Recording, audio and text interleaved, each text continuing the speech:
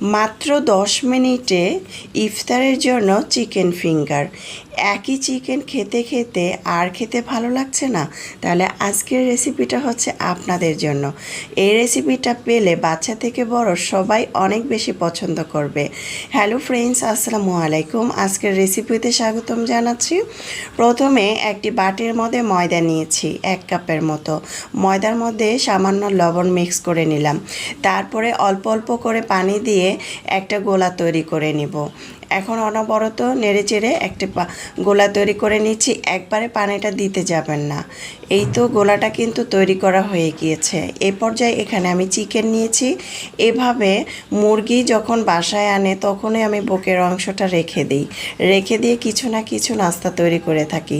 মুরগির বুকের অংশটা নিয়েছি, এভাবে লম্বা করে কেটে নিয়েছি। মরিচের গুঁড়া দিয়ে দিলাম 1 চামচ, ধনিয়ার গুঁড়া, জিরার গুঁড়া 1/2 চামচ করে দিয়েছি, চাট মশলা দিয়েছি, গরম মশলার গুঁড়া দিয়েছি, 1/2 চামচ করে আদা বাটা, রসুন বাটা দিয়েছি, পরিমাণ মতো লবণ আর টমেটো সস, সয়া সস দিয়ে খুব ভালো করে কিছুক্ষণ মিক্স রেস্টে রেখে দিয়েছিলাম। তারপরে আমি এখানে যে গোলাটা তৈরি করে নিয়েছি সেটা দিয়ে দিলাম। আর বিস্কিটের গুঁড়া নিয়েছি আমি এখানে। আপনারা চাইলে বেড গ্রামের ভিতরে গড়িয়ে নিতে পারেন। আমি যেভাবে স্টেপগুলো দেখাচ্ছি সেভাবে তৈরি করতে পারেন। চাইলে কিন্তু এখানে ডিমও অ্যাড করতে পারেন। এখন চুলায় একটি প্যান বসিয়ে পর্যাপ্ত পরিমাণ তেল দিয়ে তেলটা গরম করে এক এক করে ছেড়ে দিচ্ছি। এত বেশি মজা হয়েছিল এই চিকেন ফিঙ্গারগুলো। বাসায় জটপট চাইলে ইফতারিতেও রাখতে পারেন কিন্তু। আর বাসার বাচ্চা থেকে বড় সবাই কিন্তু এই রেসিপিটা অনেক বেশি পছন্দ করে। খুবই মজাদার হয়েছিল। এক এক করে উল্টিয়ে দিচ্ছি।